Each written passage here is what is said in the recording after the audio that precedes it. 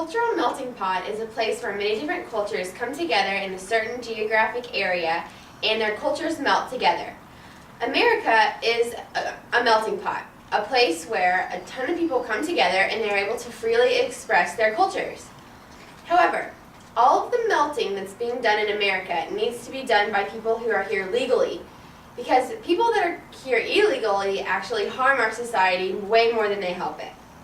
Illegal immigration is a controversial problem that affects us all.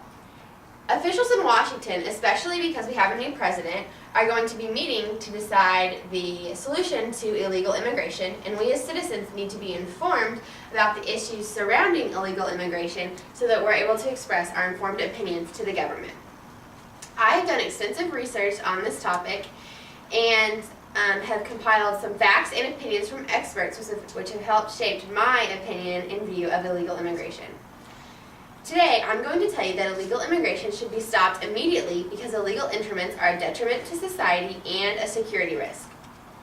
The first reason that illegal immigrants are a detriment to society is because they take jobs away from Americans. Some people would argue and say that the jobs that illegal immigrants do are jobs that Americans just wouldn't be willing to do. This, however, is not the case. Before America was flooded with illegal immigrants, people in America did pick vegetables and the construction work and the maid service. Because we live in a supply and demand economy, if there's a need for a supply of workers, then eventually, if there's a demand for workers, eventually there will be a supply of American workers to do the jobs.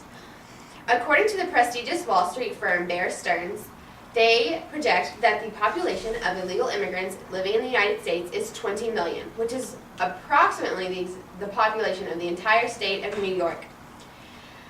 Harvard professor George Borjas projected that in 2005, American workers were displaced $133 billion by illegal immigrants.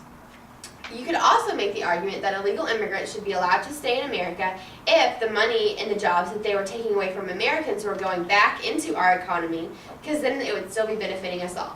However, the fact is, they're sending most of their money that they earn back to their home countries, and they aren't paying their income taxes, as Bear Stearns also points out, that the United States is missing out on $35 billion of income tax because illegal immigrants are doing so many jobs off the books. Illegal immigration also contributes to the environmental problems that the United States is having. The Federation for American Immigration Reform, or FAIR, projects that 2/3 of U.S. population growth is as a result of immigration. And the next few things are all a result of immigration in the United States. In most areas of the United States, fresh water is being depleted and ruined faster than it can be replenished. And immigration just contributes to this problem of lackage of fresh water. Carbon dioxide is also contributes to the greenhouse effect, which is in pollution, and so it increases, immigrants increase it by 3 times of what it would normally be. Also, energy consumption, when all the illegal immigrants that are here increase energy consumption, which also harms the environment. And overfishing and pollution have also increased by 6 times. Not only are immigrants an economic drain and an environmental harmer, but they're also a security risk. Peter Brimlow projects that in the year 2042, American whites will no longer be the majority in the United States, but they'll be the minority. The mayor of Hazleton, Mayor Barletta, has had several problems with illegal immigrants in his town. He says that in his hospital, there will be a 5 to 6 hour wait because of all the illegal immigrants that use the emergency room as their source of primary health care. He also had one of his own citizens shot in between the eye and killed because an illegal immigrant from the Dominican Republic shot him in the eye. And Mayor Barletta said that this guy should not have even been in the country, let alone in his town. According to www.usillegalialiens.com, 3 of the 4 terrorists who flew the planes in the 9/11 tragedy were illegal immigrants.